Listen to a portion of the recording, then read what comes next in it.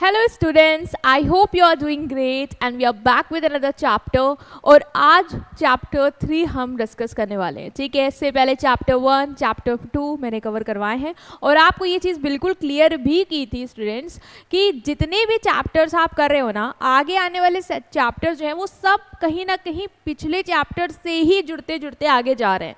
तो अगर आप पहला नहीं देखते हो, दूसरा नहीं देखते हो, तो फिर थोड़ा सा दिक्कत होगी लिंक करने में। तो कंटिन्यूसली आप एक सीक्वेंस में ही चैप्टर्स को फॉलो करो, क्योंकि उसी हिसाब से सिलेबस भी आपका अरेंज किया गया है। ठीक है, और रही बात आज जिस चैप्टर को करने वाले हैं वो है आपका स्टाफ रिक्रूटमेंट। अब आपने ऐसा तो होगा नहीं कि कभी रिक्रूटमेंट वर्ड नहीं सुना होगा। अच्छा ये बताओ, कभी आपने ये सुना है कि वहाँ पे उस कंपनी में जॉब निकली है, वहाँ वैकेंसी आई है ना, वो रिक्रूट कर रहे हैं? कभी सुना है कि नहीं सुना है? हाँ मैम, ये तो सुना है कि वैकेंसी आई है, जॉब आई है, लेकिन एज सच रिक्रूटमेंट वर्ड उतना नहीं सुना है। ठीक है, हो सकता है नहीं सुना होगा, बट होता क्या है रिक्रूटमेंट? स्टाफ मतलब तो समझ में आ रहा है कि वहाँ के जो एम्प्लॉयज़ हैं उनका रिक्रूटमेंट। तो मतलब इनका रिक्रूटमेंट मतलब क्या? उनको हम जॉब में सेलेक्ट करके ला रहे हैं, मतलब वो सिलेक्शन होगा रिक्रूटमेंट, या क्या है रिक्रूटमेंट?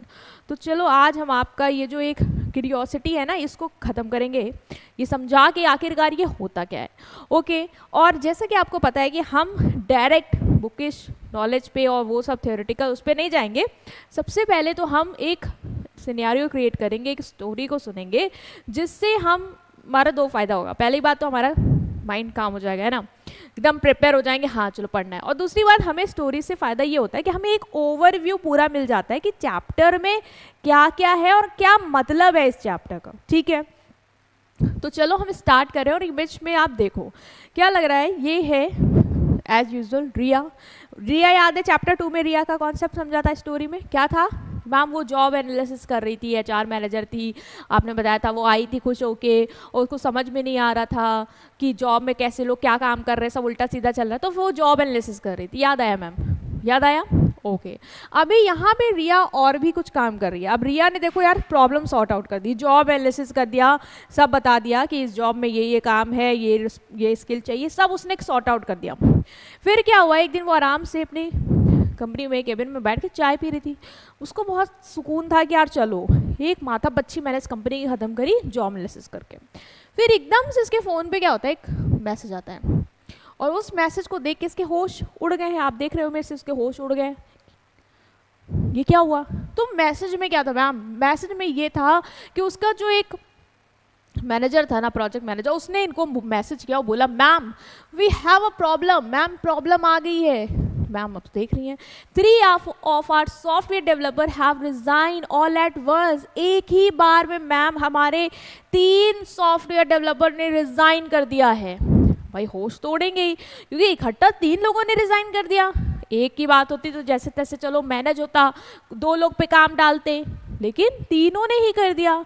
अब रिया को मतलब होश उड़ गया, उसकी जो ये एकदम से चिल्ड मॉर्निंग चल रही थी ना, रिलैक्स मॉर्निंग, वो होश उड़ गए। फिर रिया ने क्या किया, उसने काम डाउन किया, बोला ठीक है यार कोई बात नहीं, जॉब एनालिसिस तो कर रखी है ना, पता तो है ना इस पोस्ट के लिए क्या क्या काम है और क्या क्या स्किल चाहिए। जॉब डिस्क्रिप्शन, जॉब स्पेसिफिकेशन मेरा शॉर्ट है, ठीक पढ़ा है चैप्टर 2 में। तो फिर उसको आया कि कोई बात नहीं, कूल डाउन, रिलैक्स, लोग ही तो चाहिए, हम ले आएंगे। तो फिर क्या करती है, वो कॉल करती है और कॉन्फ्रेंस रूम में अपनी पूरी टीम को बुलाती है और कहती है हमारी मीटिंग है 10 मिनट में, तुम सब लोग हॉल में आ जाओ। ओके, अब क्या होगा मैम? सब आ गए हॉल में, फिर क्या हो रहा है यहाँ पे? फिर देखो, फिर रिया ने बहुत ही कामली अपनी टीम को समझाया, उसको बोला कि देखो हमारे जो 3 सॉफ्टवेयर डेवलपर हैं उन्होंने चलो रिज़ाइन कर दिया, व्हाटएवर उनका कोई भी रीज़न हो, हम इस पर नहीं जाएंगे। अब हमें ये बात ध्यान में रखनी है कि यार जो प्रोजेक्ट है ना उसकी डेडलाइन आने वाली है और अभी प्रोजेक्ट को कंप्लीट भी करना है, तो हमें अर्जेंटली 3 सॉफ्टवेयर डेवलपर चाहिए। अब टीम बैठी हुई है, सुन रही है कि हाँ भाई 3 बिना सॉफ्टवेयर डेवलपर के तो काम ही नहीं होगा, चाहिए तो चाहिए मतलब। फिर जो उसका कलीग्स है, सब लोग बैठे हुए, सब अपने अपने क्वेश्चन रेज करने लगे।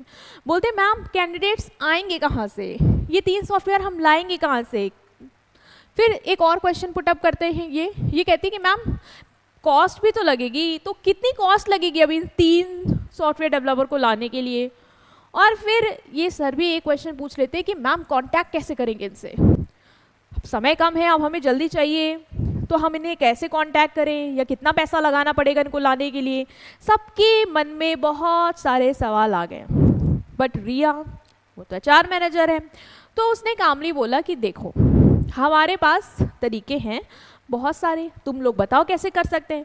तो एक ने बोला कि मैम एक काम करते हैं, हमारे जो इंटरनल ही कुछ एम्प्लॉयज़ हैं जिनके अंदर कैपेबिलिटी है, वो इससे नीचे वाली पोस्ट पे काम कर रहे हैं, क्यों ना उनको चांस दिया जाए, क्यों ना उनको प्रमोट करके इस पोस्ट पे लगा देते, सॉफ्टवेयर डेवलपर का काम कर ले वो। तो मैंने सोचा हाँ कर सकते हैं। एक ने बोला मैम मेरे रेफरेंस में जानने में एक मेरी फ्रेंड है, she is very good at this, तो मैं उसको बुला लेती हूँ, फिर अगर आप कहें तो उसका आप इंटरव्यू ले लीजिए, उसको देख लेते हैं। तो मतलब ये भी आइडिया सही था। फिर एक ने और बताया, उसने बोला कि मैम एक काम करते हैं, एड्स लगवा देते हैं ना, और जॉब पोर्टल्स वगैरह पे, लिंक्डइन वगैरह पे निकलवा देते हैं कि हमें सॉफ्टवेयर डेवलपर की नीड है, हमारे पास आ जाएंगे लोग। तो उसने बोला हाँ सही है। तो अभी तुमने स्टोरी में क्या समझा? स्टोरी में समझा मैम प्रॉब्लम आई, प्रॉब्लम का सॉल्यूशन ढूंढा, लोगों को हायर करना था, उसके लिए उसने जॉब डिस्क्रिप्शन स्पेसिफिकेशन बना रखी थी, जिसको उसको पता था कि कौन सा सही पर्सन होगा, मतलब उसके अंदर जो काम है वो कर ले जाए और जो क्वालिटी स्किल है वो तो उसके लिए सॉर्टेड था। अभी क्या क्या बहुत सारे तरीके भी थे उसके पास लोगों को लाने के लिए। सिर्फ एक ही तरीका नहीं था कि कंपनी से ही अंदर से उठा लो, बाहर से भी कर सकते थे, रेफरेंस के थ्रू कर सकते थे, एड्स के थ्रू कर सकते थे, है ना। तो यही है आपका चैप्टर बेटा। इस चैप्टर में आपको यही समझाया गया है कि रिक्रूटमेंट क्या होता है, मतलब राइट पर्सन को राइट टाइम पे राइट जॉब पे रखना, एक तरीके से ही है रिक्रूटमेंट। लेकिन वो करोगे कैसे, कहाँ से लाओगे, इंटरनल सोर्स क्या है तुम्हारे, एक्सटर्नल सोर्स क्या है, क्या फ़ायदे हैं उनके, क्या नुकसान है, यही आपको पूरे चैप्टर में समझना है। अब जैसे रिया अगर डिसीजन ले भी रही थी एड्स का, तो उसको बहुत सारी चीज़ समझनी पड़ेगी, क्यों लोग बोलेंगे मैम एड्स वैड्स लगाने पे बहुत पैसा आएगा, इससे अच्छा आप इंटरनली कर लीजिए, जो सुटेबल उसको रख दीजिए, पैसा भी नहीं लगेगा और उसको पता भी है कैसे काम चलता है यहाँ पे। तो उसको लगा कि हाँ। तो इसी तरीके से अगर आप भी कभी कोई कंपनी स्टार्ट करोगे या बिजनेस करोगे, तो आपको भी रिक्रूटमेंट करना पड़ेगा, मतलब ये तो पार्ट ही है आपका। तो अब आपके अंदर ये आ रहा होगा कि हाँ मैम मुझे भी बताइए कि कौन कौन से सोर्स है, कहाँ से आएंगे एम्प्लॉयज़, ये किस तरीके से हम कर सकते हैं रिक्रूटमेंट। तो ये चैप्टर आपके ये सारे क्वेश्चंस को सॉल्व करने वाला है। तो स्टार्ट कर रहे हैं अब हम अपने बेसिक्स के साथ कि रिक्रूटमेंट क्या होता है।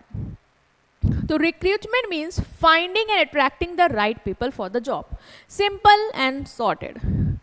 यहाँ पे एक वर्ड बहुत ही हाईलाइट कर रहे हैं, राइट। ऐसे ही नहीं कि किसी को भी रैंडम उठा के, मुझे लगा सॉफ्टवेयर डेवलपर है, मैंने किसी को भी बोला अरे यार तुम आ जाओ यार तुम देख लो काम, ऐसा नहीं है बेटा। रिक्रूटमेंट मतलब आपको मेहनत करनी पड़ेगी। मेहनत किस चीज़ की करनी होगी मैम? मेहनत करनी होगी, पहली बात तो फाइंड करो, सर्च आउट करो, वो लोग कहाँ से लाओगे जो तुम्हें चाहिए, वो राइट पर्सन ऐसे थोड़ी ना मिलेगा। राइट पर्सन को ढूंढने के लिए तुम्हें मेहनत तो करनी पड़ेगी। तो उसको फाइंड करना, लाइक एड चलवा के उन लोगों को फाइंड आउट करना, सर्च आउट करना, जॉब पोर्टल्स के थ्रू फाइंड आउट करना या इंटरनल फाइंड आउट करना, मतलब फाइंड आउट करना और उनको अट्रैक्ट करना। अट्रैक्ट कैसे करेंगे मैम? उनको अट्रैक्ट करोगे तुम जॉब में कि वो अप्लाई करें, मतलब तुम्हें पता है कि ये लोग हमारे क्राइटेरिया को मैच करते हैं, ठीक है, लेकिन वो अप्लाई क्यों करें तुम्हारे यहाँ? तुम उनको कुछ बताओ कि हमारा कल्चर ऐसा है, हमारे यहाँ आपको फ्लेक्सिबल वर्किंग आवर्स मिलेगी, हमारे यहाँ आपको इतना पे स्केल मिलेगा, ये करियर अपॉर्चुनिटी रहेगा, तो वो अट्रैक्ट होके इनकरेज होगा कि हाँ चलो let's apply to this company.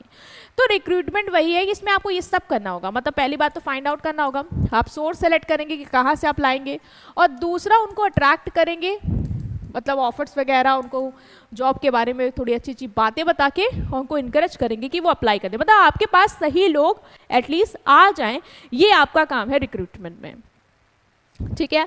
So it is the process of identifying where suitable candidates can be found. जो मुझे चाहिए, मुझे चाहिए मेरे कैंडिडेट में, उसको ये काम करना है तो उसको ये काम आता हो, उसके अंदर ये क्वालिटी स्किल नॉलेज ये सब हो, ये तो मुझे पता है ना, मैंने जॉब एनालिसिस कर रखा है।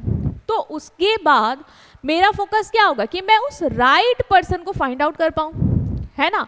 वो प्रोसेस जिसमें हम आइडेंटिफाई करते हैं सुटेबल कैंडिडेट्स को कि वो कहाँ से मिलेंगे, हमें उन तक पहुंचना और उनको इनकरेज करना कि वो जॉब के लिए अप्लाई कर दें मेरे ऑर्गेनाइजेशन में, ये पूरा प्रोसेस होता है रिक्रूटमेंट का। सिर्फ पोथा लेके नहीं बैठ जाएंगे कि काम ये है और इसके लिए ये चाहिए। अरे लोग तो लाओ ना उस काम को, स्किल को मैच करने वाले, राइट कैंडिडेट्स तो लाओ। कहाँ से लाओगे? वो सर्च करना, उनको इनकरेज करना कि वो जॉब में अप्लाई करे, ये पूरा प्रोसेस क्या है तुम्हारा? ये पूरा प्रोसेस है तुम्हारा रिक्रूटमेंट। क्लियर कि क्या है रिक्रूटमेंट? तो रिक्रूटमेंट बेसिकली हेल्प करता है कंपनी को कि वो अपनी ड्रीम टीम बना पाए। ड्रीम टीम मतलब मैम, ड्रीम टीम में तो एक तरीके की ऐसी टीम जैसी वो चाहता है, वो ऐसी टीम मतलब मैं चाहती हूँ या मेरे टीम में ऐसे लोग हों, है ना, उनके अंदर ये स्किल हो, ये टैलेंट हो, ऐसा नेचर हो, ये वो मैं चाहती हूँ ना। तो मैं कोशिश करूँगी कि मैं ऐसे लोगों को ढूंढूं, ऐसे लोगों को मनाऊं कि मेरे यहाँ काम करो। तो ये पूरा प्रोसेस क्या है बेटा? ये पूरा प्रोसेस है recruitment. So recruitment is the process of, अब फ्लिपो एडविन की डेफिनेशन भी देख लो, याद कर लो, इनकी डेफिनेशन बेसिकली बहुत ही इजी रहती है, तो मोस्टली मैं इनको ही रेफर करती हूँ। तो एडविन ने बोला कि रिक्रूटमेंट एक प्रोसेस है, क्योंकि बेटा स्टेप बाय स्टेप चीज़ें करोगे। पहले आप जॉब पोस्टिंग निकलवाओगे, ठीक है, फिर वो अप्लाई करेंगे, उनको इनकरेज करोगे, उनको लाओगे, फिर उसमें भी तुमको बहुत सारे लोग, जैसे कभी देखते नहीं हो सरकारी नौकरियों में क्या होता है, भर्ती 1 लाख की निकलती है और अप्लाई 10 लाख कर देते हैं। तो तुम 10 लाख को तो नहीं लगाओगे ना, मतलब पहले तो तुम अट्रैक्ट कर रहे हो, बता रहे हो कि इस जॉब में इतनी सैलरी मिलेगी, तुम्हारी पोस्टिंग ये हो सकती है, तुमको पर्क्स ये मिलेंगे, तो मतलब तुमने बता दिया पहले ये चीज़ें चाहिए, क्वालिफिकेशन चाहिए, है ना। और तुमने जहाँ पे भी निकाल दी सब गवर्नमेंट वैकेंसी, तो उनके बेसिकली वेबसाइट पे निकल गई। फिर तुमने उनको अट्रैक्ट भी किया कि आओ हमारे अप्लाई कर लो। तो ये जो प्रोसेस है बेटा वो है रिक्रूटमेंट। अब उसमें भी तुम छाटो आटोगे ना, वो हम नेक्स्ट चैप्टर में पढ़ेंगे कि उसको क्या बोलते हैं, क्योंकि हम सबको नहीं रख सकते ना, वैकेंसी लिमिटेड है हमारे यहाँ। तो बेसिकली सर्च करना प्रोस्पेक्टिव एम्प्लॉय को, उनको स्टिमुलेट करना कि वो हमारे यहाँ जॉब में अप्लाई कर दे, बस इतना ही होता है रिक्रूटमेंट, कि सर्च करना, उनको स्टिमुलेट करना, उनको इनकरेज करना कि जॉब में अप्लाई कर दे, that's it. This is what, this is recruitment. अब हम आते हैं कि क्या फीचर्स हैं आपके रिक्रूटमेंट के, what are the characteristics, what are the features of recruitment। अब रिक्रूटमेंट के कुछ फीचर्स भी होते हैं जो हमें और बताएगा रिक्रूटमेंट के बारे में। इंटरेस्टिंग, चलो देखते हैं क्या है। पहला है कि रिक्रूटमेंट एक प्रोसेस है, मतलब कोई एक वन टाइम एक्ट नहीं कि बस ये कर दिया हो गया, नहीं नहीं, प्रोसेस है, स्टेप बाय स्टेप चीज़ें होंगी, ठीक है। ये सीरीज है एक्टिविटीज़ की, it is a series of activities. सबसे पहले हम आइडेंटिफाई करेंगे कि हमें कैसे एम्प्लॉयज़ चाहिए, फिर उनको अट्रैक्ट करेंगे, फिर उनको उन एप्लीकेंट्स ने जैसे जो फॉर्म वॉर्म फिल किया उसको कलेक्ट करेंगे, फिर कैंडिडेट्स को शॉर्टलिस्ट करेंगे, जिसे मैंने जॉब डिस्क्रिप्शन वगैरह सर्च आउट करके मुझे समझ में आ गया मुझे ऐसा एम्प्लॉय चाहिए जिसके अंदर टेक्निकल नॉलेज हो, जिसके अंदर कम्युनिकेशन स्किल्स हो, जो इस चीज़ को हैंडल कर ले जाएगा, ठीक है। तो first of all I will identify कि मुझे कैसे लोग चाहिए, देन मैंने उसको पूरा पोस्ट करवाया विद डिस्क्रिप्शन और थोड़े पर्क्स वगैरह बेनिफिट्स वगैरह भी बताएं ताकि वो इनकरेज हो जाएं, अट्रैक्ट हो जाएं कि दे शुड अप्लाई। फिर उन सबका मेरे पास डेटा आ जाएगा, ठीक है, मैं उस डेटा को कलेक्ट करूंगी। अब ज़रूरी नहीं कि सबने जिसके पास टेक्निकल नॉलेज और स्किल थी और कम्युनिकेशन स्किल थी उसने अप्लाई किया था, किसी के पास कुछ भी नहीं था फिर भी उसने डाल दिया, ये देख के कि क्या ही जाता है, चलो डाल देते हैं, फिल कर देते हैं, वो 70 लाख भिड़ जाए, ऐसे बहुत लोग करते हैं। लेकिन बेटा क्या होता है, कंपनी के पास सॉफ्टवेयर होते हैं जिसमें वो कीवर्ड डाल देता है कि जिसकी रेज्यूमे में टेक्निकल स्किल और कम्युनिकेशन स्किल हो ना, बस उसका रेज्यूमे ही शॉर्टलिस्ट करके हमको दो, ठीक है। तो ये भी रिक्रूटमेंट में करते हैं। तो बेटा ये सारी चीज़ें हम कर रहे हैं, एक बार का एक्ट नहीं कि तुमने किसी को भी उठा के रख लिया, नहीं, सीरीज ऑफ एक्टिविटीज़ तुम्हें करनी पड़ेगी, ठीक है। आइडेंटिफाई करना होगा कि ऐसे लोग चाहिए, फिर पोस्ट निकलवानी होगी, थोड़ा उनको इनकरेज करने के लिए बेनिफिट्स वगैरह भी बताने होंगे डिस्क्रिप्शन में, ठीक है। उसके बाद उनकी एप्लीकेशन कलेक्ट करनी होगी, फिर जो एवं फालतू में जिसने भी डाल दी उसको हटानी पड़ेगी, एंड देन तुम्हारा रिक्रूटमेंट प्रोसेस जो तुम्हारे पास राइट कैंडिडेट्स की लिस्ट आ जाएगी कंप्लीट हो पाएगा, ठीक है। Next is recruitment is a linking activity. Linking activity मतलब भाई एम्प्लॉयर और जॉब सीकर को लिंक कर रहा है ना, मुझे लोग चाहिए, लोगों को मेरे यहाँ जॉब चाहिए, तो we are linking with the help of recruitment. हमने जॉब निकाली, मुझे लोग चाहिए थे, लोगों को जॉब चाहिए तो उन्होंने अप्लाई किया। रिक्रूटमेंट ना होता तो क्या ये लिंक बन पाता? नहीं बन पाता। ठीक है, तो कंपनी को वर्कर्स चाहिए और लोगों को जॉब, तो रिक्रूटमेंट एक लिंक की तरह काम करता है। नेक्स्ट इज रिक्रूटमेंट एक पॉजिटिव फंक्शन है, इसको हाईलाइट कर लेना आप, क्योंकि अभी जब नेक्स्ट चैप्टर में पढ़ोगे ना तो किसी चीज़ के बारे में बात करने वाली हूँ, वहाँ पे मैं बोलूँगी वो नेगेटिव फंक्शन है, फिर तुम सोचोगे अच्छा अभी मैं तुमको बता रही हूँ, और वो यहाँ नाम भी डिस्क्लोज कर दिया गया है।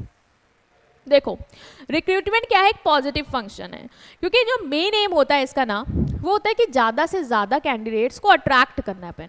मतलब हम लोग को करना क्या है कि ज़्यादा से ज़्यादा कैंडिडेट्स जो लगता है, जिसको लगता है कि वो काबिल है, जो हमारे जॉब डिस्क्रिप्शन से मैच हो रहा है, जो मेरे स्किल जो मुझे चाहिए उससे मैच हो रहा है, वो सब मेरे यहाँ क्या करें, अप्लाई करते हैं। तो ये मैं ट्रैक कर रही हूँ, ज़्यादा से ज़्यादा लोग अप्लाई करें rather than रिजेक्ट देम। मैं किसी को रिजेक्ट नहीं करने में यहाँ बैठी हूँ, मेरा काम है उनको इनकरेज करना कि वो अप्लाई करें। यहाँ पे कोई रिजेक्शन प्रोसेस नहीं स्टार्ट कर रहे हैं हम, लेकिन जो सिलेक्शन होता है ना, जो रिक्रूटमेंट के बाद होता है, उसमें हम रिजेक्ट करना शुरू करते हैं। Why ma'am? क्योंकि बेटा मेरा 5 वैकेंसी है, लेकिन लोगों ने अप्लाई करने वाले हैं 5000। मैं 5000 को थोड़ी ना रख दूंगी। ठीक है, उनके अंदर वो स्किल वो मैच हो गया, जो बेसिक डिस्क्रिप्शन मैंने डाला था कि ये होना चाहिए, मैच हो गया, बट उसमें भी कुछ और एडिशनल स्किल, क्वालिफिकेशन, टैलेंट देख के मैं शॉर्टलिस्ट कर सकती हूँ, टेस्ट वगैरह करवा के, इंटरव्यू वगैरह करा के। मुझे समझ में आएगा कि सिर्फ वो ज्ञानी किताबी नॉलेज है कि या रियल भी है थोड़ा कनेक्शन।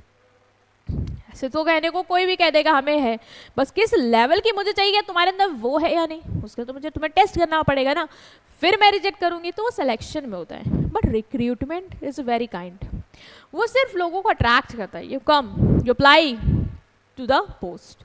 ठीक है, वहां पे हम ये नहीं कहेंगे कि हम आपको रिजेक्ट कर रहे हैं, नहीं। तो रिक्रूटमेंट एक पूल ऑफ कैंडिडेट क्रिएट कर देता है, लार्ज पूल ऑफ कैंडिडेट्स की लिस्ट आ जाती है जिसमें से आप छांट बिन सकते हो। ठीक है, next is recruitment is an important function. Ma'am important क्यों है? ओ कैसे नहीं हो सकता, रिक्रूटमेंट ही तुम्हें हेल्प करेगा कि राइट नंबर ऑफ कैंडिडेट्स तुम्हारे अप्लाई करें, है ना। सोचो ना, अगर तुम्हारे यहाँ कोई भी ऐसे भी कुछ कोई भी आके अप्लाई कर दे तो तुम किसी को भी रख लेते, तो क्या वो तुम्हारे ऑर्गेनाइजेशन को गोल को पूरा कराने में मदद कर पाता? क्या वो अच्छे से काम करता तुम्हारी ऑर्गेनाइजेशन में? नहीं मैम। लेकिन रिक्रूटमेंट ने क्या इंश्योर किया कि राइट पर्सन का पूल बना के तुम उसमें से भी बेस्ट छाटो सिलेक्शन में।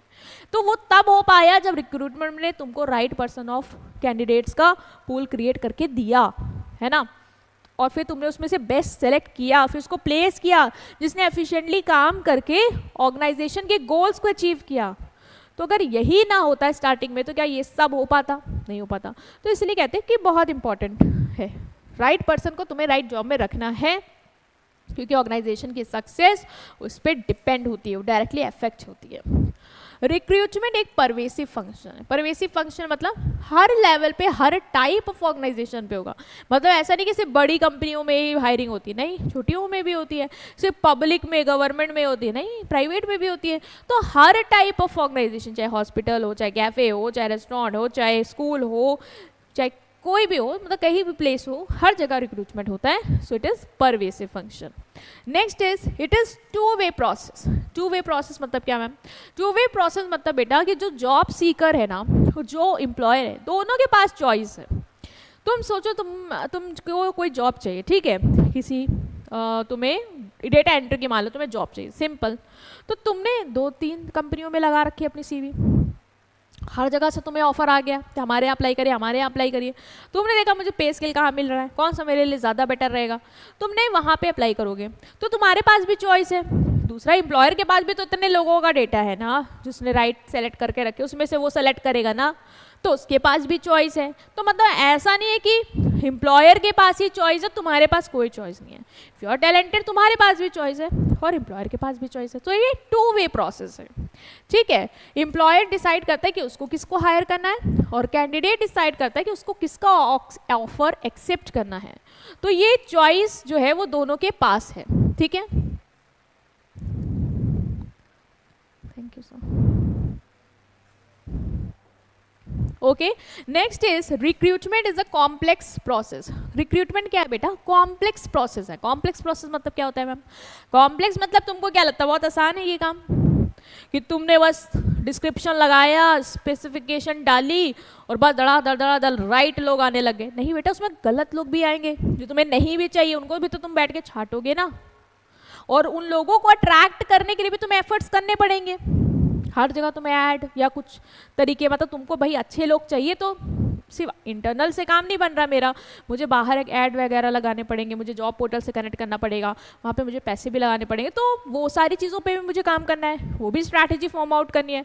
तो it's not a simple process, बहुत सारे फैक्टर होते हैं जो रिक्रूटमेंट को अफेक्ट करते हैं। जैसे कंपनी की इमेज, जैसे मैं तुमको बोलूँ you want to work in Google, तुम बिना किसी डाउट के बोलोगे यस मैम वो बहुत रेपुटेटेड कंपनी है, हम जाना चाहते हैं। मैं बोलूँ मेरे मोहल्ले में एक कंपनी है सत्या लिमिटेड और तुम वहाँ पे जॉब करोगे, तो बोलोगे अरे मैम ऐसे कैसे, लोकल कंपनी है, इसके बारे में तो सुना नहीं है और मैं यहाँ नहीं अप्लाई कर पाऊँगा, मैं तो कोई ऐसी कंपनी में जाना चाहूँगा जहाँ पे थोड़ा सा नाम वाम हो उसका, या सत्या में क्या सैलरी मैम अच्छी देते हैं क्या?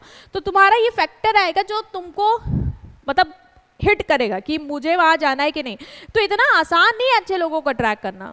तुम्हारी इमेज क्या है कंपनी की, तुम कितना दे रहे हो, स्केल क्या है, तुम्हारे लॉ क्या है वर्कर्स को लेके, तुम्हारे यहाँ का वर्किंग कंडीशन कैसा है, ये सब तुम्हारे रिक्रूटमेंट को अफेक्ट करेगा। तो तुमको ये सब सोच के तुम रिक्रूटमेंट करवा पाओगे। इमेज नहीं अच्छी तो तुमको कहीं ना कहीं उस पर काम करना पड़ेगा, पे स्केल ज़्यादा बढ़ा के देना पड़ेगा कि एटलीस्ट अच्छे लोग आए तो हम अच्छी कंपनी बना पाएँ। तो ये सब चीज़ें करने के लिए आपको प्रोसेस के थ्रू गुजरना पड़ेगा, इसीलिए कहते हैं कि रिक्रूटमेंट कॉम्प्लेक्स है, सिंपल नहीं है। नेक्स्ट जो हमारा टॉपिक आता है वो आता है sources of recruitment. Sources of recruitment मतलब क्या बेटा? जो मैंने तुमको बताया था कि जब रिया पूछ रही थी ना सबसे कि कैसे होंगे, कैसे लाएंगे 3 सॉफ्टवेयर डेवलपर, तो सबने बहुत चीज़ें बताई ना कि मैम मेरे जानने में एक मेरी फ्रेंड है उसको बुला लूँ क्या, मैम ऐड चलवा देते हैं, मैम एक और सोल्यूशन है जो हमारे इंटरनल कुछ अच्छे टैलेंटेड लोग उनको ही ना प्रमोट कर दे इस पोस्ट पे। तो तरीके तो सबने बहुत सारे बताए ना, इसीलिए कहते हैं कि जो तरीके हैं आपके रिक्रूटमेंट की कि ऐड चला दें, रेफरेंस दे देती हूँ, अंदर से प्रमोशन करवा देते हैं किसी का, ये सब बेटा क्या है? सोर्सेज है। सोर्सेज मतलब लोगों को अट्रैक्ट करने के लिए, उनको फाइंड आउट करने के लिए कि हमारी जॉब में अप्लाई करें, उसके तरीके हैं कि हमारे पास लोग कहाँ से आएंगे, राइट कैंडिडेट्स आएंगे कहाँ से, वो सोर्स क्या होगा। तो इसको हमने 2 पार्ट्स में डिवाइड किया है, एक है आपका इंटरनल और एक है आपका एक्सटर्नल। कितने हैं? Internal, external. इंटरनल मतलब वो सोर्स रिक्रूटमेंट का जो कंपनी के अंदर से जनरेट होगा, मतलब हम कंपनी के अंदर के लोगों से ही जो हमारे यहाँ की वैकेंसी है उसको फिल करने के लिए लोग अट्रैक्ट करेंगे, उनको इन्फ्लुएंस करेंगे कि आप हमारे इस पोस्ट के लिए अप्लाई करिए, ठीक है, आप उस लिस्ट में आइए। और एक्सटर्नल हो सकता है कि हम बाहर से लोगों को बुलवाएं, अंदर से नहीं, हम बाहर से जो वैकेंसी जैसे निकलती नहीं है, न्यूज़पेपर में आर्ट्स आते हैं कि इस जगह वैकेंसी आई हुई है, तो बाहर से लोग आते हैं आपके यहाँ अप्लाई करने के लिए, तो वो एक्सटर्नल सोर्स हो सकता है आपका। तो 2 सोर्स की बात करने वाले हैं। पहले हम जाने वाले हैं आपके इंटरनल सोर्स के साथ कि इंटरनल सोर्स क्या होता है। तो बेटा इंटरनल सोर्स मतलब जब हम लोग को हायर कर रहे हैं विद इन द ऑर्गेनाइजेशन, कहाँ से? Within the organisation. So means hiring people from within the organisation, those who are already working there have worked before, मतलब जो ऑलरेडी हमारे यहाँ काम कर रहे हैं या जिन्होंने हमारे साथ काम किया था, जब हम उनको हायर करते हैं, ठीक है, तो वो क्या होता है? वो होता है मेरा इंटरनल सोर्स ऑफ रिक्रूटमेंट। इससे हमारा समय बचता है, कॉस्ट बचती है और ये इंश्योर करता है कि जो एम्प्लॉयज़ हमारे यहाँ ऑलरेडी काम करे हुए थे, जो नोन हैं, उनको ही हम या प्रमोट कर दें या ट्रांसफ़र कर दें। मतलब जो भी हमारे अंदर की हमारे कंपनी की रिक्रूटमेंट है, जो खाली जगह है, वो हम इनके थ्रू भर देते हैं। मतलब कि जो हमारे यहाँ इंटरनल हैं, जिन्होंने हमारी कंपनी के साथ काम कर रहे हैं या हमारी कंपनी के साथ काम किया था, जो हमारी कंपनी से नोन है, ठीक। तो ये कैसे होगा मैम? या तो तुम प्रमोशन कर दो, मतलब तुम्हें लग रहा है कि कोई एम्प्लॉय है जो लोअर लेवल पे काम कर रहा है लेकिन उसके अंदर कैलिबर है, पोटेंशियल है, वो हायर लेवल की जॉब को हैंडल कर सकता है, हमें क्या करना चाहिए, उसको प्रमोशन देना चाहिए। हम वो पोजीशन जो खाली है हम वो उसके थ्रू भर देंगे, हम बाहर से नहीं लाएंगे कोई। तो ये एक तरीका हो सकता है, means moving an employee from lower job to higher job. Lower job to higher job में क्या कर रहे हो, मूव कर रहे हो एम्प्लॉय को, जिससे क्या होगा बेटा, उसका पे भी बढ़ेगा। भाई हायर लेवल वाली जॉब में तो अच्छा पैसा मिलेगा ना, और स्टेटस बढ़ेगा। क्या वही पोजीशन रही है, तो हायर में गया है। जिम्मेदारियां बढ़ेंगी कि नहीं बढ़ेंगी, कि बस खाली पे बढ़ रहा है, नहीं, मैम रिस्पॉन्सिबिलिटी भी बढ़ेगी। पोस्ट हाई है तो मतलब काम भी ज़्यादा है, जिम्मेदारी भी ज़्यादा है। जैसे मान लो एक फैक्ट्री का वर्कर था, ठीक है, उसको मैंने देखा भाई बहुत टैलेंटेड है, बहुत मेहनती है, और ये भी सबको बीच बीच में गाइड करता रहता है, क्यों ना इसको हम सुपरवाइजर की पोस्ट में प्रमोट कर दें, यहाँ वैकेंसी खाली है। तो हमने क्या उसको क्या किया, सुपरवाइजर की पोस्ट में प्रमोट कर दिया। इससे क्या हुआ बेटा, इससे वो लोअर लेवल से हाई लेवल पे गया, मतलब प्रमोशन हुआ उसका। इससे वो मोटिवेट हुआ कि वो अच्छा काम करेगा, और उसका पे भी बढ़ा होगा, उसका स्टेटस भी बढ़ा होगा, उसकी रिस्पॉन्सिबिलिटी भी बढ़ी होगी। ऑफकोर्स अब वो वर्कर थोड़ी ना, अब वो सुपरवाइजर है, अब उसको सबका काम देखना है अपने साथ साथ। तो उससे क्या होगा, उसको अच्छा लगेगा। ये कंपनी को ये भी फायदा रहता है, भाई प्रमोट कर दो तो वर्कर भी सेटिस्फाइड रहेंगे, खुश रहेंगे, उनको थोड़ा सा मज़ा आएगा कि हाँ हमें यहाँ पे ग्रोथ देखने को मिलती है, ठीक है ना। नेक्स्ट जो सोर्स है तुम्हारा वो है ट्रांसफ़र, मतलब इंटरनल सोर्स का जो दूसरा तरीका हो सकता है वो हम कर सकते हैं ट्रांसफ़र। मतलब हम प्रमोशन नहीं करेंगे मैम, हम उसको लोअर लेवल से किसी को हायर लेवल पे नहीं जाना है। यहाँ पे हमें जो वैकेंसी है ना वो सेम पोजीशन में दूसरे डिपार्टमेंट में खाली। अभी क्या, अभी काम ये करो कि कोई लग रहा है कि इस डिपार्टमेंट में ज़्यादा है, रिक्वायरमेंट नहीं है, तो उसको उठा के वहाँ ट्रांसफ़र कर दो, ठीक है। वो वैकेंसी जो है ना उस पर्सन को वहाँ पे ट्रांसफ़र करके ख़त्म करो, फिल कर दो।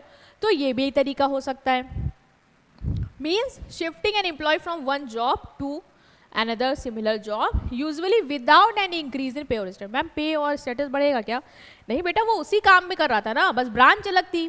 मान लो हम लखनऊ में रहते हैं, ठीक है, वो गोमती नगर ब्रांच में काम कर रहा था, इंदिरा नगर में एक ज़रूरत है। गोमती नगर में ऐसा कोई अभी इतनी खास ज़रूरत नहीं है उस पर्सन की, हम मैनेज कर लेंगे।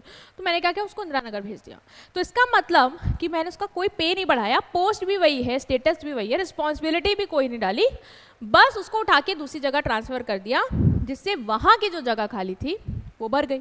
तो ये भी इंटरनल रिक्रूटमेंट, मतलब अंदर वाले एम्प्लॉय को ही हम यूज़ कर रहे हैं अपनी वैकेंसी को फिल करने के लिए। जैसे सेल एग्जीक्यूटिव दिल्ली में वर्क करता था, उसको मुंबई ब्रांच पे ट्रांसफ़र कर दिया, सेम कंपनी की।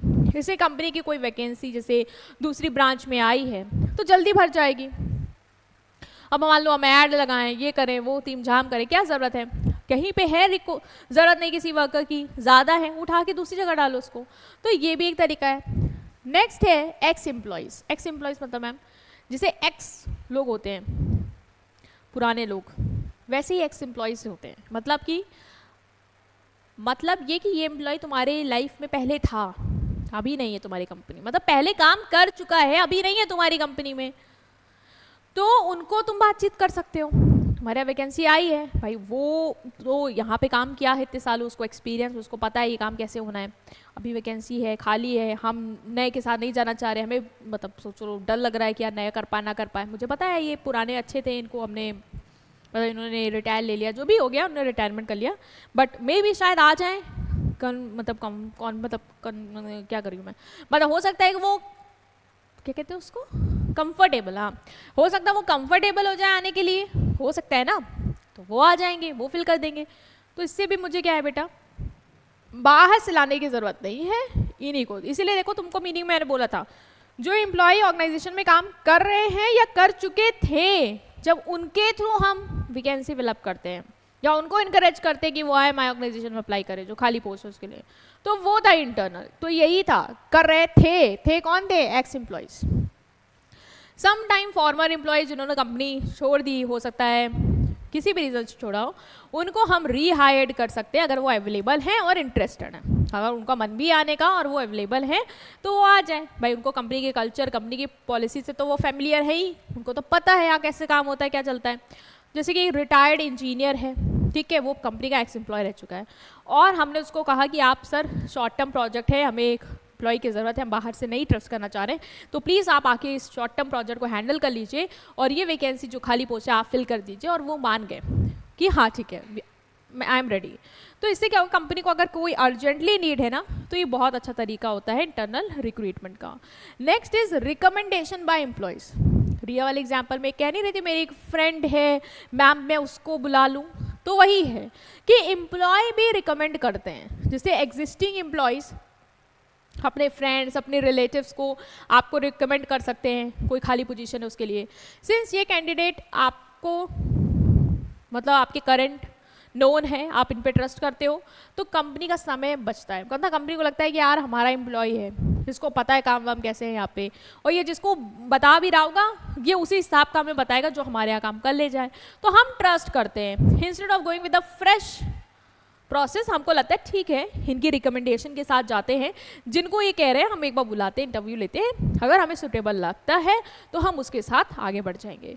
तो एम्प्लॉय का रेफरेंस के थ्रू भी आप क्या करते हो बेटा, आप अपने पोस्ट को इंटरनली ही फिलअप कर सकते हो। जैसे मार्केटिंग एग्जीक्यूटिव है वो अपने फ्रेंड को सजेस्ट करता है एक नए सेल्स पोजीशन के लिए, और कंपनी के इंटरव्यू वगैरह जो भी है लेता है, जो भी कंपनी चाहे कर सकती है इंटरव्यू वगैरह, और उनको लगता है कि सही है यार वो पर्सन बेटर है, हम इसको फास्टली हायर कर सकते हैं, तो उसको ले लेती है। तो ये एक तरीके है तुम्हारे इंटरनल रिक्रूटमेंट के। फिर हम जाएंगे एक्सटर्नल में। तो तुमने क्या समझा कि इंटरनल सोर्स में क्या है कि हम लोगों को ऑर्गेनाइजेशन के विद इन हायर करें। क्या था कि इंटरनल है ना, मतलब इन, तो ऑर्गेनाइजेशन के इन मतलब अंदर से, ऑर्गेनाइजेशन के अंदर से क्या करेंगे, हायर कर लेंगे। ठीक है मैम, तो वहाँ से क्या करेंगे, हम अपने ऑर्गेनाइजेशन की पोस्ट को बढ़ेंगे, हम बाहर नहीं जा रहे। ठीक है, फिर है कि मैम यहाँ पे कैसे हायर कर सकते, या तो जो एम्प्लॉय एग्जिस्टिंग है उनमें से हायर कर लो, या तो जो पहले काम कर रहे थे कंपनी के साथ उनमें से आप जो खाली पोजीशन है उसको फिलअप करने के लिए हायरिंग कर सकते हो। तो जैसे कि आपके तरीके क्या होंगे मैम, या तो प्रमोशन कर दो, प्रमोशन मतलब कि कोई लोअर लेवल पे है, ठीक है, और उसको हायर लेवल पे पोस्ट दे दो।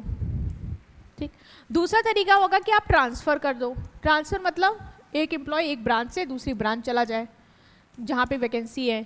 ठीक है, उसके लिए भी हमें एडवर्ट लगाने के हमारे अंदर ही लोग हैं, वो चले जाएंगे, मैनेज हो जाएगा। इसके अलावा हम क्या कर सकते हैं, इसके अलावा हम एम्प्लॉय से रेफरेंस ले सकते हैं कि जैसे एम्प्लॉय ने किसी को रिकमेंड किया, एम्प्लॉय रिकमेंडेशन लिखो या एम्प्लॉय रेफरेंस, तो हम उसके थ्रू जा सकते हैं। या कोई एक्स एम्प्लॉय है जो हमारे यहाँ काम कर चुका था, उसको एक्सपीरियंस है, हम उनसे कोऑर्डिनेट कर सकते हैं और उस वैकेंसी को फिलअप करवा सकते हैं। तो ये हो गया तुम्हारा इंटरनल रिक्रूटमेंट, जिसके थ्रू हम अपने जो हायरिंग है उसको कर सकते हैं, hiring people from within the organisation. ठीक है, नेक्स्ट जो तुम्हारा आता है, अब जैसे इंटरनल रिक्रूटमेंट हो गया ना, तो उसमें फिर सिलेक्शन ये स्टेज से भी तुम बच जाते हो, वो भी झंझट ही करना पड़ता है। बाहर से बुलाओगे तो यार तुम्हें सब करना पड़ेगा, वो बहुत सारे लोग आएंगे, उसमें से तुम्हें सेलेक्ट करना पड़ेगा, फिर टीम जाम और बढ़ेगा। तो लोग इंटरनल रिक्रूटमेंट इसलिए भी प्रेफर करते हैं कि उन्हें लगता है कोई काबिल पर्सन है, उसको प्रमोट करके हम वैकेंसी फिलअप कर सकते हैं, ये हमें सिलेक्शन का प्रोसेस पे नहीं जाना है। गुड, आप उसका ही इंटरव्यू ले लो और सिलेक्ट कर लो। या मान लो 2-3 लोग तुमको लग रहा है कि काबिल हैं प्रमोशन के लिए, उस पोस्ट के लिए, तो तुम उन 2-3 को इनकरेज करो कि अप्लाई करें। ठीक है, मतलब जो वैकेंसी उसमें इंटरेस्ट दिखाएं, और उन 2-3 में का इंटरव्यू ले लो। ठीक है, उन 2-3 में तो फिर तुम्हें जो बेस्ट लगे उसको तुम सेलेक्ट करके आगे भेज दो, जो तुम्हारे लिए सुटेबल हो। एक ही में हो, एक ही में कॉन्फिडेंट हो तो उसको कर सकते हो, या 2-3 है तो फिर तुम सिलेक्शन में जा सकते हो।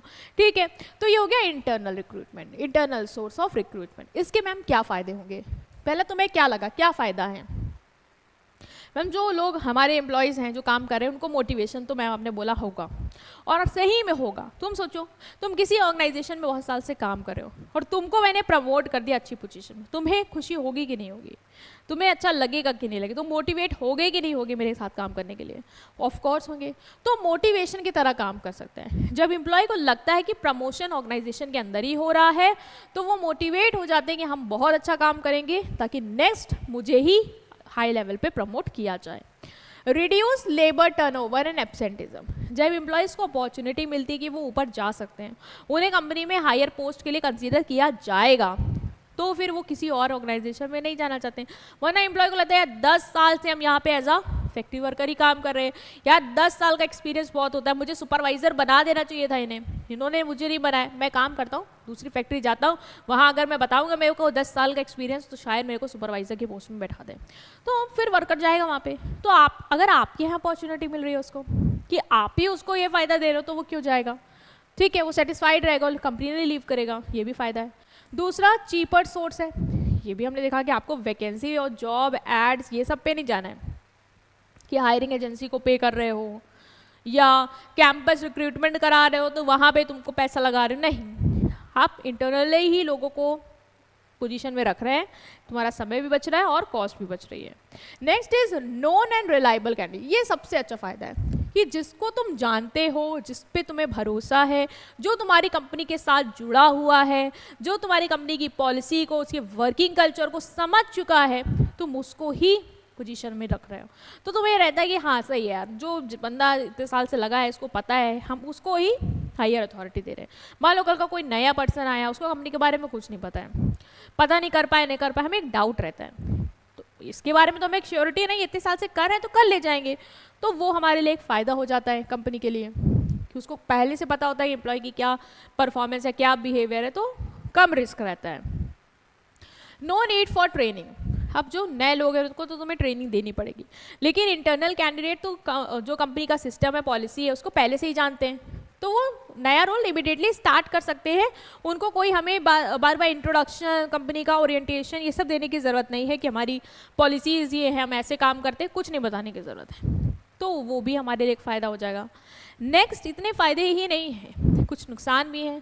क्या नुकसान है मैम? अंदर से लोग हायर कर रहे हैं, पैसा बच रहा है, समय बच रहा है, हमें भरोसा है उस पर, और मोटिवेशन भी सबको मिल रहा है, तो अंदर से ही हायरिंग करते रहते हैं ना, बाहर से क्यों लाना है किसी को, क्या ज़रूरत है उसकी? तो देखो ना, जब कंपनी के लोगों को ये पता चल जाता है कि कंपनी अंदर ही सबको बस प्रमोट करेगी, रिक्रूट करेगी, यही सब चलेगा यहाँ पे, तो वो सोचते कि जैसे पुराने ढर्रे से काम कर रहे हैं वैसे ही करो, हम क्यों नई स्किल सीखना चाहें, हम क्यों कुछ नए तरीके से काम करें, हम कंफर्टेबल है ना, पसंद आएगा, अच्छा लगेगा, हमें ही प्रमोट करेंगे वो, तो हम लेजी हो जाते हैं। इसीलिए कहते हैं कि फ्रेश टैलेंट की कमी, पहले इस पे आती हूँ, लैक ऑफ फ्रेश टैलेंट। अगर इनसाइड ही लोगों से बार बार तुम वैकेंसी फिलअप कर रहे हो, तो जो नए आइडियाज़, इनोवेशन आ सकते हैं ऑर्गेनाइजेशन में, वो नहीं आते।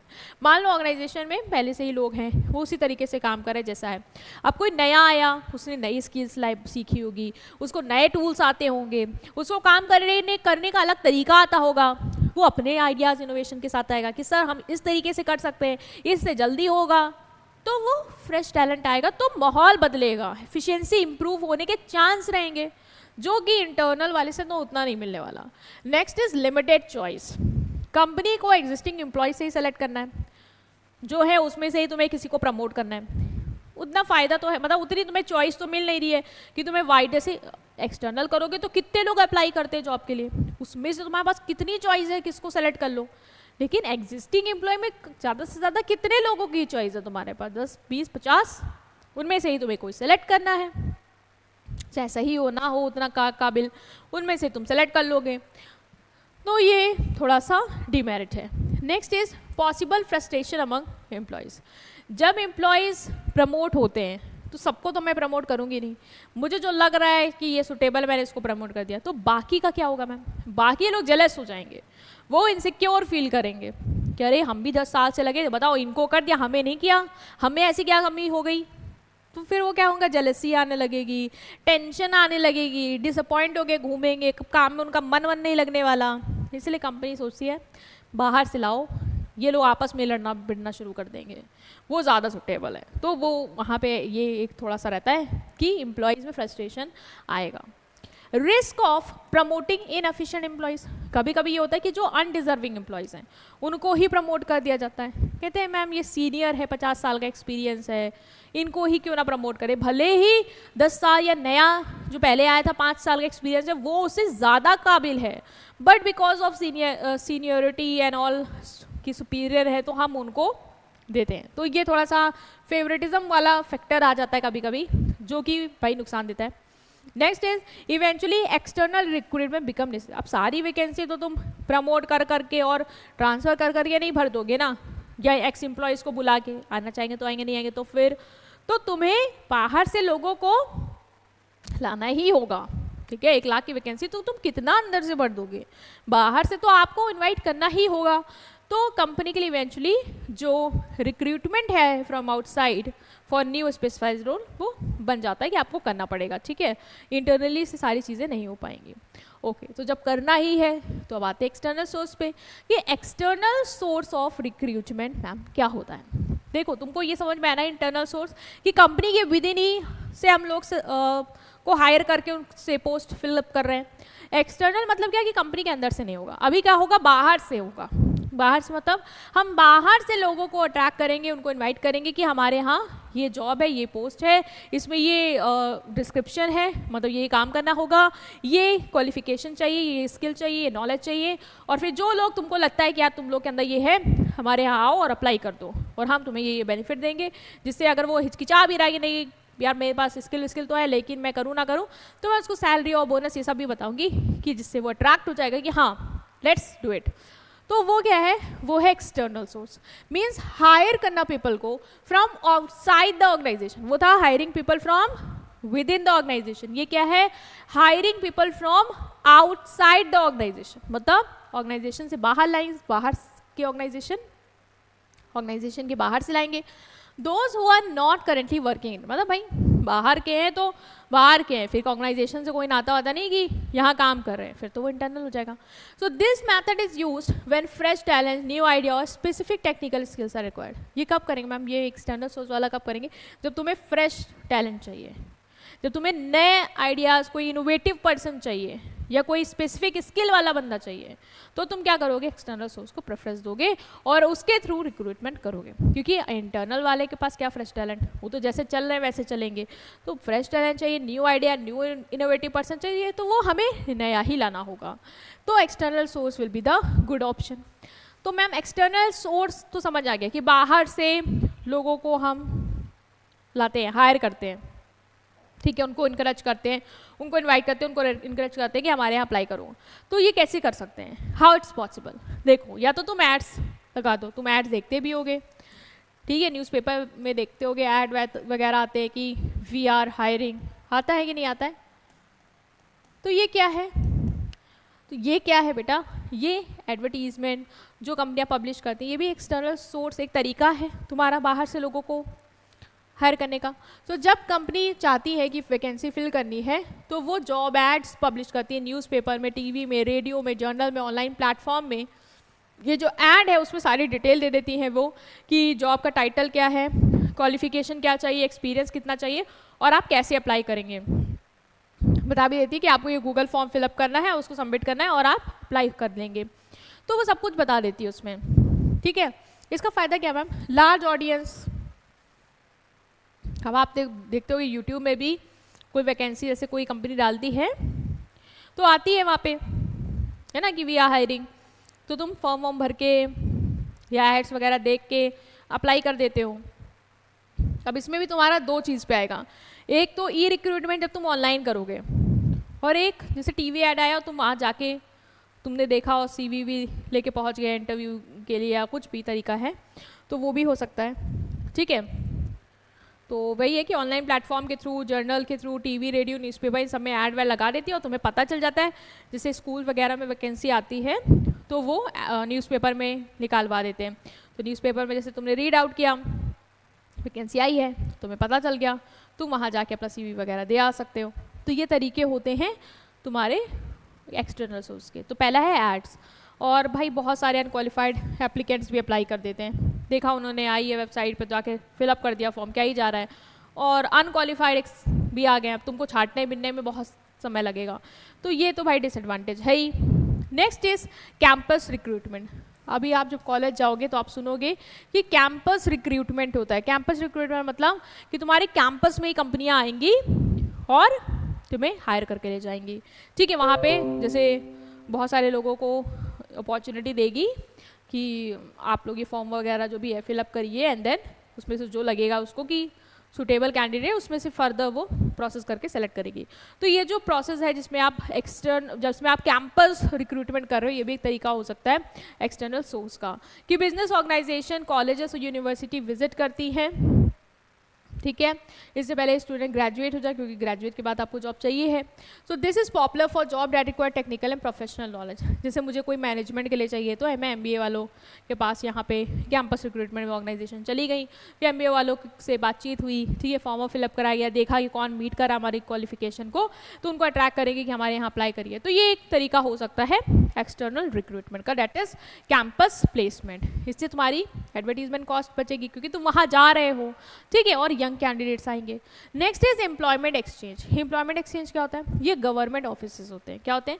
सरकारी ऑफिसेज होते हैं। यहाँ पे क्या होता है बेटा, यहाँ पे ये लोग मतलब जो जॉब सीकर हैं और जो एम्प्लॉयर्स हैं उनका डेटा ब्यौरा वगैरह रखते हैं। मतलब कि जैसे मैं हूँ, मैं यहाँ पे गई, ठीक है, मैं एम्प्लॉयमेंट एक्सचेंज ऑफिस गई, मैंने इनको बोला सर मुझे जो है वो डेटा एंट्री की जॉब चाहिए, तो उन्होंने बोला ठीक है आप हमें अपना डेटा मतलब डिटेल्स दे दीजिए हमें, तो मैंने उनको नाम एड्रेस जो भी है अपना डिटेल वगैरह उनको दे दी। फिर जैसे कोई कंपनी आई, कंपनी ने उनको बताया कि सर हमें 10 या 1 डेटा एंट्री के पर्सन की रिक्वायरमेंट है, तो इनको पता चल गया कि इस कंपनी को रिक्वायरमेंट, तो इन्होंने क्या किया, मेरा ये जितने लोगों का भी उस पोस्ट से रिलेटेड आया है वो उस कंपनी को हैंड ओवर कर दिया कि ये लीजिए इतने लोग हैं रेफरेंस में जो सुटेबल है, आप इनमें से किसी को भी रेफर कर सकते हैं। तो फिर क्या हुआ, इन्होंने हमें लिंक कर दिया, मतलब जॉब सीकर को एम्प्लॉयर के साथ ये क्या करती है, लिंक करती है। तो ये गवर्नमेंट ऑफिसर्स होते हैं जिनका काम होता है कि मैच कराना और फिलअप करवाना वैकेंसी। तो कंपनियां कभी कभी एम्प्लॉयमेंट एक्सचेंज के थ्रू भी अपना रिक्रूटमेंट प्रोसेस कर सकती हैं। बाहर के थ्रू हो रहा है, नए लोग ही आएंगे यहाँ पे भी, तो ये भी एक्सटर्नल सोर्स का है। कंपनी रजिस्टर करती है अपनी वैकेंसी अपनी इनके पास और एक्सचेंज इनको सुटेबल कैंडिडेट्स बताता है। प्लेसमेंट एजेंसीज क्या है, ये प्राइवेट एजेंसी है, वो गवर्नमेंट एजेंसी है, ये प्राइवेट एजेंसी है, कंसल्टेंट है जो ऑर्गेनाइजेशन को पूरे रिक्रूटमेंट प्रोसेस में मदद करती है, मतलब उनको फाइंड करने में, उनको शॉर्टलिस्ट करने में फॉर स्पेसिफिक रोल। ये कंपनी के बिहाफ पे जॉब को एडवर्टाइज करवाती है, इसकी जो एप्लीकेंट्स जो उनको चाहिए एज पर देयर डिस्क्रिप्शन उसको स्क्रीन करती है और जितने भी अच्छे राइट क्वालिफाइड पर्सन है, पूल है, उसका क्रिएट करके कंपनी को दे देती है। तो ये भाई प्राइवेट है तो पैसा तो लेंगी, ये क्लाइंट से भी पैसा लेती है, मतलब तुम्हें अप्लाई करना तो तुमसे भी कुछ पैसा लेंगी, और कंपनी से तो लेती ही लेती है क्योंकि वो उनका प्रोसेस अपने उनके बिहाफ पे खुद करवा रही है। तो ये भी एक तरीका हो सकता है एक्सटर्नल रिक्रूटमेंट का। कभी कभी कंपनी अपना झंझट ना पाल के प्लेसमेंट एजेंसी को सारा ठेका दे देती है और वो उसके बिहाफ पे रिक्रूटमेंट प्रोसेस करवाती है। Next is casual callers. Casual callers मतलब क्या, आप भी देखते होंगे, जैसे आपको कहीं पे वैकेंसी आपको लग रहा है हो सकती है, तो आप जाते हो अपना उस कंपनी में CV वगैरह दे आते हो या स्कूल में CV वगैरह दे आते हो, जब उनको नीड होगी वो तुम्हें बुलाएंगे। तो ये भी एक तरीका है एक्सटर्नल सोर्स ऑफ रिक्रूटमेंट का कि इस तरीके से भी तुम्हारे पास बाहर से लोग आ सकते हैं। डेट इज समटाइम लोग खुद ही ऑफिस में जाते हैं और अपना रिज्यूमे दे आते हैं, कंपनी उनका रिज्यूमे रखती है और अगर कोई वैकेंसी होती है तो उनको कॉन्टैक्ट करती है। Next is get hiring and direct recruitment. ये भी बाहर से ये लोग लाने का तरीका है। गेट हायरिंग और डायरेक्ट रिक्रूटमेंट बेसिकली फैक्ट्री वगैरह में होता है। जैसे फैक्ट्री में मुझे मजदूर चाहिए 50, तो मैंने फैक्ट्री की गेट के बाहर लगा दिया 50 मजदूरों की ज़रूरत है, ठीक है, तो फिर लोग लाइनअप हो गए गेट में मजदूर सारे, फिर मैं जाऊँगी बातचीत करूँगी और जो सुटेबल लगेगा उसको रखूँगी। तो ये भी एक तरीका है कि आप अनस्किल या सेमी स्किल के लिए कंपनी गेट पे नोटिस लगा देती है और फिर बाहर से लोग आते हैं और अप्लाई करते हैं। लेबर कॉन्ट्रैक्टर भी एक्सटर्नल सोर्स है। लेबर कॉन्ट्रैक्टर मतलब क्या, कंपनी को जैसे लेबर चाहिए, ठीक है, ब्रिज बनवाना है या रोड बनवानी है और मुझे 100 लेबर चाहिए, तो मैं अब 100 लेबर कहाँ ढूंढने जाऊँगी, तो मैं जो लेबर कॉन्ट्रैक्टर है जो लेबर का ब्यौरा वगैरह रखता है उसको कॉन्टैक्ट करूँगी, उसको बोलूँगी मुझे 100 मजदूर चाहिए और तुम मुझे इनको ला के दो। तो ये क्या करेगा, कंपनी को ला के उन्हें दे देगा, वो सप्लाई कर देगा उन वर्कर्स की कंपनी के डिमांड पे। तो इनके पास ऑलरेडी जो लेबर होते हैं उनकी लिस्ट वगैरह होती है और जब भी कंपनी मांगती है और तो ये उसको प्रोवाइड कर देते हैं और कंपनी के पास एक्सटर्नल सोर्स से लोग आते हैं। तो ये भी तरीका हो गया। तो एक्सटर्नल सोर्स से तुमने कितने तरीके समझे, एक्सटर्नल सोर्स से तुमने बहुत सारे समझे। पहला तो तुमको समझ में आया एडवर्टीजमेंट कर सकती है कंपनी, या ऐड नहीं चलाना चाहती तो कभी कभी कैंपस रिक्रूटमेंट भी करती है, एम्प्लॉयमेंट एक्सचेंज कर सकती है, मतलब कि गवर्नमेंट ऑफिसर्स के थ्रू एक्सटर्नल हायरिंग कर सकती है, प्लेसमेंट एजेंसी को ठेका दे सकती है और एक्सटर्नल हायरिंग के लिए। इसके अलावा कैजुअल कॉलर्स जो तुम्हारे यहाँ खुद ही रेज्यूमे वगैरह दे के आएंगे, गेट हायरिंग, डायरेक्ट रिक्रूटमेंट जो तुम्हारी फैक्ट्री गेट के बाहर तुमने नोटिस लगाए उसके थ्रू आ रहे हैं, और लेबर कॉन्ट्रैक्टर्स मतलब जो लेबर कॉन्ट्रैक्टर्स होते हैं जो लेबर का डिटेल रखते हैं, आप उनसे कॉन्टैक्ट करके एक्सटर्नल सोर्स ऑफ रिक्रूटमेंट कर सकते हैं, मतलब बाहर के लोगों को हायर करके अपनी जॉब वैकेंसी फिलअप कर सकते हैं। ठीक है, अब इसकी भी बेटा कुछ एडवांटेजेस हैं और कुछ डिसएडवांटेज। ऐसा नहीं है कि इसकी तो कोई मैम डिसएडवांटेज नहीं होगी, देखो डिसएडवांटेज भी है और इसके एडवांटेज भी है। एडवांटेज तुम्हें क्या लग रहा है? फ्रेश टैलेंट आएगा मैम, हाँ फ्रेश टैलेंट आएगा, क्योंकि अभी वो अंदर वाले लोग नहीं हैं, बाहर से कोई आ रहा है। ठीक है, हो सकता है उसके पास बहुत अच्छी नॉलेज हो। ठीक है, तो एक्सटर्नल रिक्रूटमेंट एक वाइडर चॉइस देती है कैंडिडेट्स की with new ideas, modern skill and energy. मैंने एड्स चलाया, बहुत सारे लोगों ने जो अच्छे लोग हैं उन्होंने अप्लाई किया, तो मेरे पास बहुत सारी चॉइस हो गई कि मैं किसको सेलेक्ट करूं। सबके अंदर नया टैलेंट है, नई स्किल है, नई क्वालिफिकेशन है, तो मेरे लिए एक फ्रेश चीज़ जो है वो मेरी ऑर्गेनाइजेशन में एंटर करेगी। Bring in new ideas and skill, तब जब नए टैलेंटेड लोग आएंगे तो आइडियाज़ लेके आएंगे, काम करने का तरीका होगा उनका, अपडेटेड नॉलेज होगी। मान लो किसी कंपनी में किसी वर्कर ने काम किया है, बहुत अच्छी कंपनी में काम किया, तो वो आएगी बताएगी कि उस कंपनी में ऐसे काम होता है, उस कंपनी में सॉफ्टवेयर से ये काम और आसान हो जाता है, तो आप भी इंस्टॉल करवाइए सर, इस कंपनी में इस काम को हम और आसानी से कर लेते थे, हम यहाँ पे भी कर सकते हैं। तो मतलब वो नई स्किल लेके आएगा, कुछ उसको वहाँ से सीखा होगा तो वो नया होगा, कंपनी में पहले नहीं यूज़ हो रहा है यहाँ पे, तो वो नया स्किल शेयर करेगा, नए आइडियाज़ शेयर करेंगे, जिससे हमारी कंपनी की परफॉर्मेंस इम्प्रूव होगी ना improve. Next is encourage competition. जब वैकेंसीज बाहर से फिल होने के चांसेस रहते हैं ना, तो अंदर वाले भाई बहुत एफर्ट्स डालना शुरू कर देते हैं, क्योंकि उनको लगता है कि इससे पहले कोई बाहर वाला नौसिखिया आके हमारी जगह ले जाए, हम क्या यहाँ पे 5-10 साल से झक मार रहे हैं, हमको भी तो चाहिए कि हमें ही वो पोस्ट मिल जाए हायर वाली, वो क्यों लेके जाएगा। तो वो लोग मेहनत करते हैं।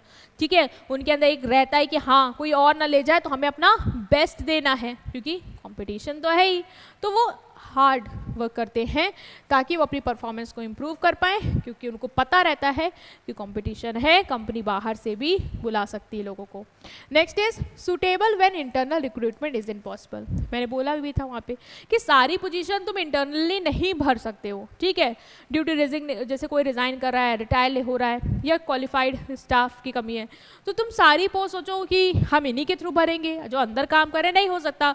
लोग टाइम टू टाइम रिज़ाइन करेंगे, लोग रिटायर होंगे, तो तुम्हें नए लोग लाने ही पड़ेंगे, या जो तुम्हें स्किल चाहिए वो अंदर वाले लोगों के अंदर नहीं है, तो मुझे बाहर से ही लाना पड़ेगा, तो पॉसिबल नहीं है। तो ये भी एक फ़ायदा है कि हमें इस केस में यूज़ करना पड़ जाता है।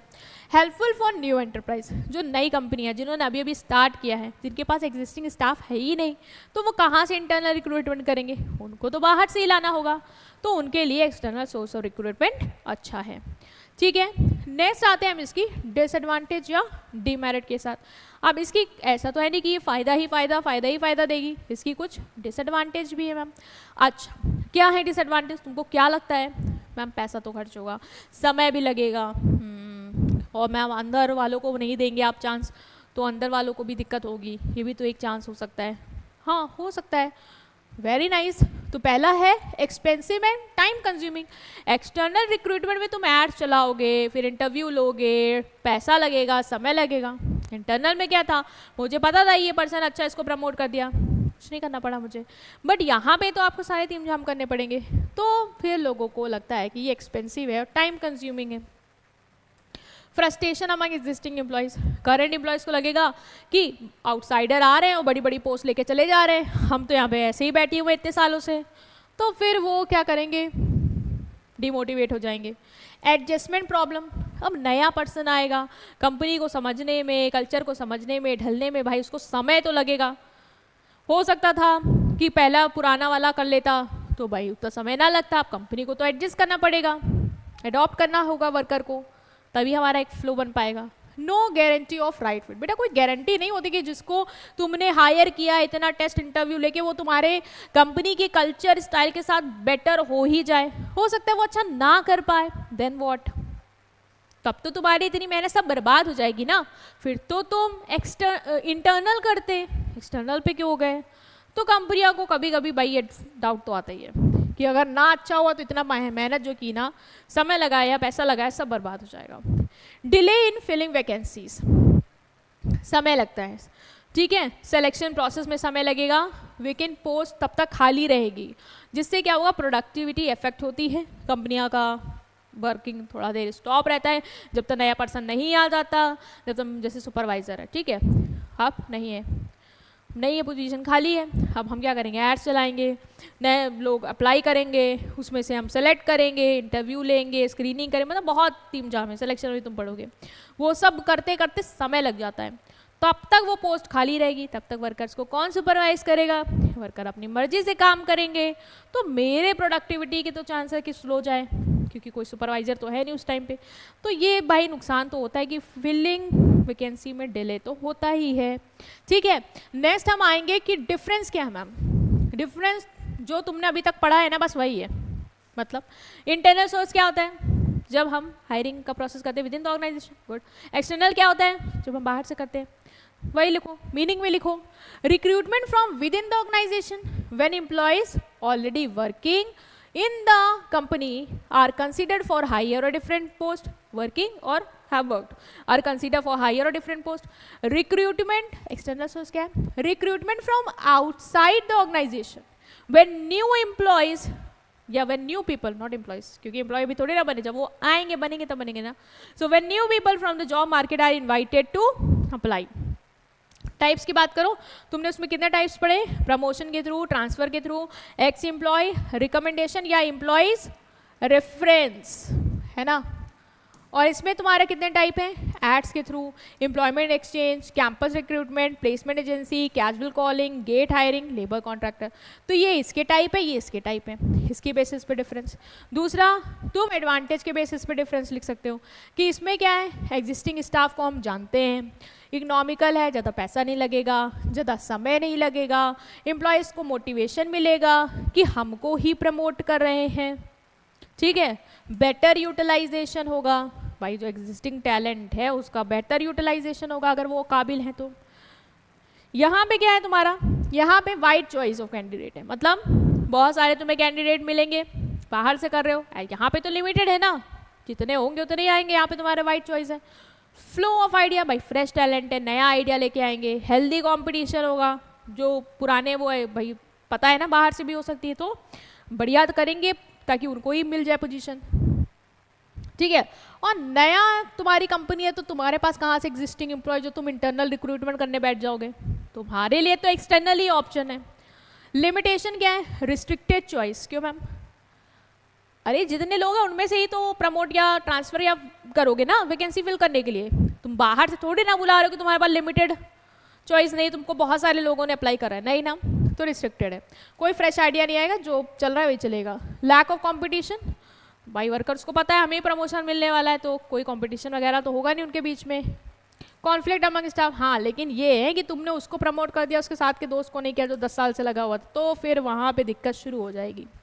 यहाँ पे क्या है, एक्सटर्नल में क्या है, फ्रस्ट्रेशन अमंग एग्जिस्टिंग एम्प्लॉयज, अब बाहर से आ रहा है बंदा तो भी इनको दिक्कत है क्योंकि हमें नहीं करा प्रमोट, समय लगता है, एक्सपेंसिव है, ये आपको भी पता है, एड्स लगाओगे फ्री में नहीं चलेंगे, पैसा लगेगा, ठीक है, समय भी लगता है।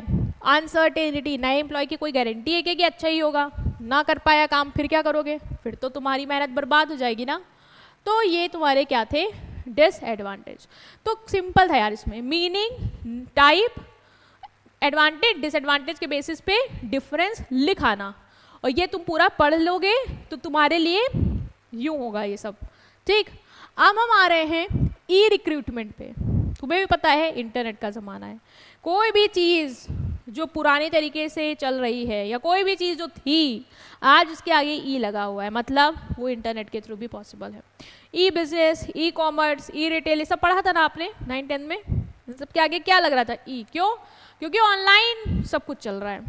ई फूड लाइन बिजनेस भी ऑनलाइन है ना, कुछ भी तुम देखो यार, टिकट बुक करना है, रेलवे सब कुछ तुम्हारा ऑनलाइन है। तो उसी तरीके से रिक्रूटमेंट क्यों नहीं ऑनलाइन है, वो भी ऑनलाइन है। हमने इसमें तो डिस्कस भी किया था जब हम ब्रॉड रिक्रूटमेंट की बात कर रहे थे, जिसमें ऑनलाइन ऑफलाइन सबकी बात चल रही थी, तो वहाँ पे आपने बताया भी था कि कंपनियां एड्स लगवाती हैं जॉब पोर्टल्स में, वेबसाइट पे, तो वहाँ तो इंटरनेट है, वेबसाइट के बिना, इंटरनेट के बिना थोड़ी ना पॉसिबल है। वो तो ई रिक्रूटमेंट का ही एग्जाम्पल था एक तरीके से। यस, तो ई रिक्रूटमेंट को हम और अच्छे से समझेंगे। क्या होता है e recruitment? Means hiring employees through electronic means. Internet का यूज करके जब एम्प्लॉयज को हायर करते हो तो वो क्या होगा? वो होगा e recruitment. It involves creating a database of candidates, contacting them online and encouraging them to apply for job. मतलब हम क्या करेंगे? कैंडिडेट्स का डेटाबेस हमारे पास क्रिएट होगा। कैसे मैम? जैसे तुमने वेबसाइट पे निकाली जॉब, ठीक है, या जॉब पोर्टल पे निकाली, लोग फॉर्म फिल करेंगे, तुम्हारे यहाँ डेटा आएगा कि नहीं आएगा? कैंडिडेट्स का डिटेल आएगा कि नहीं आएगा? डेटाबेस तैयार होगा कि नहीं होगा? ऑफ कोर्स होगा। तो इसमें डेटाबेस आएगा। दूसरा, तुम उनसे ऑनलाइन कांटेक्ट कर सकते हो। तुम्हें लगा कि ये सूटेबल पर्सन है तो तुम उससे ऑनलाइन कांटेक्ट कर सकते हो, उसका ऑनलाइन जूम के थ्रू इंटरव्यू ले सकते हो। कर सकते हो कि नहीं कर सकते हो? यस मैम कर सकते हो। और उनको इनकरेज करोगे कि आप जॉब के लिए अप्लाई करें। जिससे आप कांटेक्ट किया आपने, ठीक है, इंटरव्यू भी मत जाना, वो सिलेक्शन पे चला जाएगा। उनसे तुमने पूछा आपके अंदर स्किल्स है, यू वांट टू अप्लाई, हमारे यहाँ इतना इतना पैकेज मिल रहा है सर, आपको ये फैसिलिटी मिलेगी, आई वांट कि आप अप्लाई करें इस पोस्ट के लिए, तो फिर वो अप्लाई करेंगे, ठीक है, या वो अपना इंटरेस्ट शो करेंगे। और तो ये क्या होता है? ये होता है ऑनलाइन रिक्रूटमेंट या इंटरनेट रिक्रूटमेंट। मेन पर्पस इस रिक्रूटमेंट का यही होता है कि प्रोसेस को फास्ट बनाना, ईजियर बनाना और कॉस्ट इफेक्टिव बनाना। एड्स न्यूज़ पे लगाएंगे, भाई न्यूज़पेपर का जो आपको स्लॉट खरीदते हो ना, उसका पैसा वगैरह देना पड़ता है, ठीक है, तो हमें एक्सपेंसिव पड़ सकता है। तो हम क्या करेंगे? अपनी वेबसाइट पे या जॉब पोर्टल्स के साथ ही अपना कम पैसों में वो चीज़ करवा सकते हैं, ठीक है, वो हमारा वहाँ पैसा बचेगा, कॉस्ट इफेक्टिव हो जाएगा। दूसरा, प्रोसेस फास्ट और ईजियर हो जाएगा। मतलब हम ऑनलाइन ही सारा डेटा आ जाएगा, उसको स्क्रीन कर सकते हैं, एक पूल क्रिएट कर सकते हैं, फर्दर सिलेक्शन भी फिर अगर ऑनलाइन हो जाएगा तो जल्दी से हमारे यहाँ वैकेंसी फिल हो जाएगी, तो प्रोसेस फास्ट हो जाएगा। तो ये सब फायदा है ऑनलाइन रिक्रूटमेंट का। थ्रू ई रिक्रूटमेंट एक organisation large number of potential employees को शॉर्ट टर्म में रीच कर सकती है। आप देखते होंगे यूट्यूब में बहुत सारे ऐसे चैनल्स हैं जो वैकेंसीज़ के बारे में टाइम टू टाइम अपडेट करते रहते हैं कि फ्लिपकार्ट पे वैकेंसी आई है, अमेज़न पे वैकेंसी आई है, आप देखते हो, फिर लिंक वगैरह दिया रहता है कि वेबसाइट पे जाके फॉर्म भरो, फिर वेबसाइट पे जाते हो तुम फॉर्म वॉर्म भरते हो और फिर प्रोसेस जल्दी जल्दी विद इन अ वीक ख़त्म हो जाता है, ठीक है। तो बहुत सारे लोग अप्लाई कर देते हैं क्योंकि सब इंटरनेट यूज़ करते हैं, तो जिसको पता चलता है सब जाके फॉर्म फिलअप कराते हैं, ठीक है। नेक्स्ट क्या है इसका फ़ायदा क्या मैम? देखो, पहला फ़ायदा अगर हम बात करें तो लो कॉस्ट, ठीक है, जो कॉस्ट है रिक्रूटमेंट की वो इतनी नहीं है, लो है, ठीक है। अगर हम बात करें ऑफलाइन वाले रिक्रूटमेंट से तो यहाँ पे कॉस्ट कम है, आपको प्लेसमेंट एजेंसी को पैसा देने का झंझट नहीं है, आपको कैंपस रिक्रूटमेंट पैसा खर्च करने की ज़रूरत नहीं, आप ऑनलाइन करवाइए चीज़ों को, कम कॉस्ट पे हो जाएगा। दूसरा, समय भी कम लगता है, मतलब प्रोसेस जल्दी होता है ये रिक्रूटमेंट का। डेटा आया, सॉफ्टवेयर ने क्या किया, कीवर्ड्स के थ्रू उसको छाट दिया, सुटेबल कैंडिडेट का ही पूल बना दिया। अब फर्दर अगर हम इंटरव्यू वगैरह सिलेक्शन प्रोसेस भी ऑनलाइन कर रहे हैं, एक दो बार में जूम मीटिंग करी, अंदर हमने कहा कि सर आप आके हमारे यहाँ ज्वाइन करिए, तो क्या हुआ, प्रोसेस फास्ट हो गया, समय कम लगा।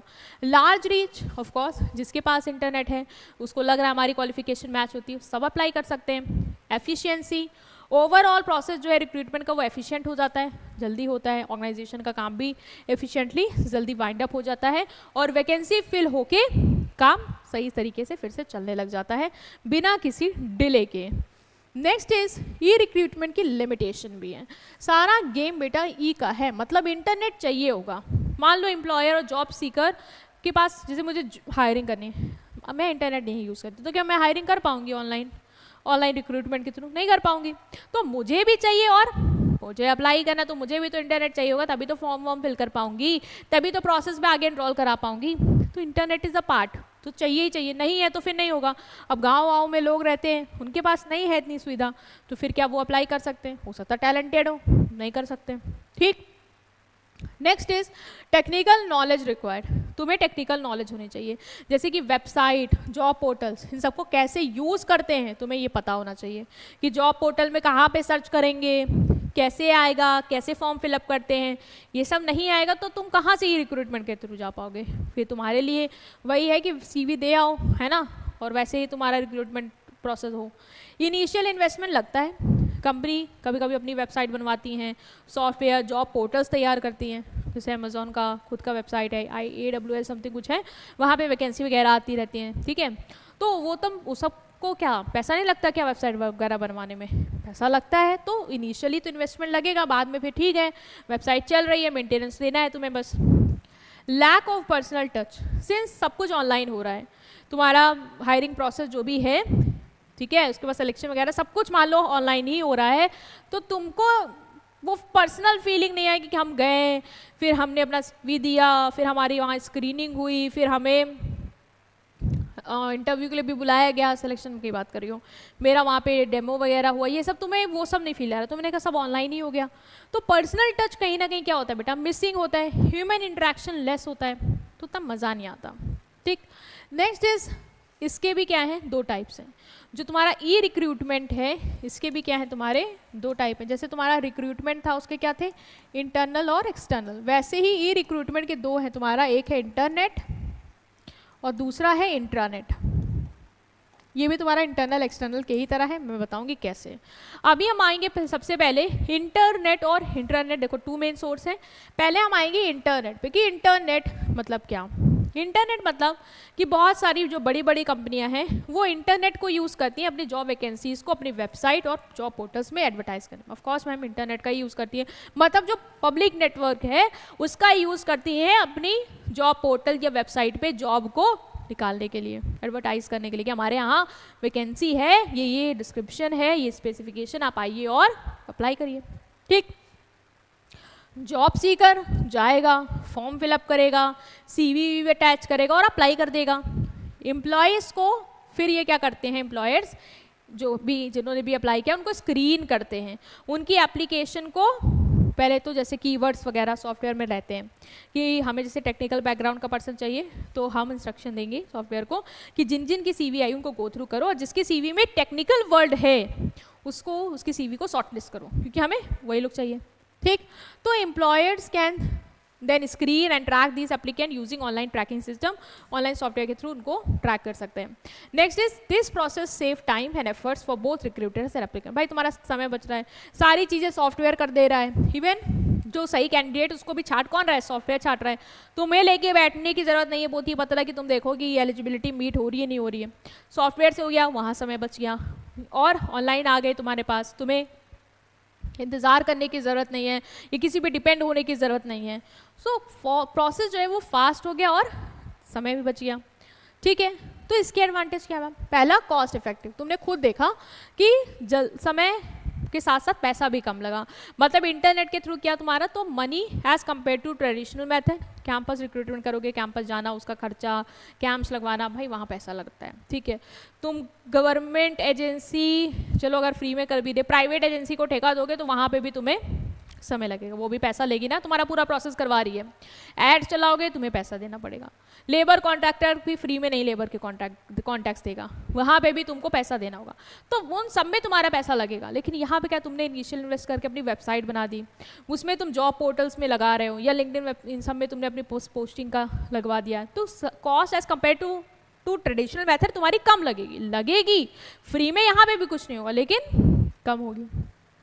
लार्जली सबसे बड़ा फायदा कि ज़्यादा से ज़्यादा लोगों तक तुम एक्सेस कर सकते हो, इवन ग्लोबली भी लोग तुम्हारे यहाँ अप्लाई कर सकते हैं। ठीक है, next is better matching, candidate जिसके पास स्किल है जो कंपनी की कीवर्ड से मैच होती है उनका हायर चांस रहता है सिलेक्शन का, क्योंकि मैंने सॉफ्टवेयर में बता रखा है मुझे टेक्नीशियन चाहिए, तो देखो किसने अपनी CV में टेक्निकल स्किल के बारे में जिक्र किया, उसकी CV को आप सेलेक्ट करिए, शॉर्टलिस्ट करिए। फास्टर प्रोसेस, सब ऑनलाइन सिस्टम के थ्रू हो रहा है तो फास्ट होगा। एफिशिएंसी, ऑर्गेनाइजेशन जो है अनक्वालिफाइड कैंडिडेट को automatically with the help of software eliminate कर देती है, तो मेरा काम आसान हो गया, एफिशिएंटली हम इसको कर ले जाएंगे।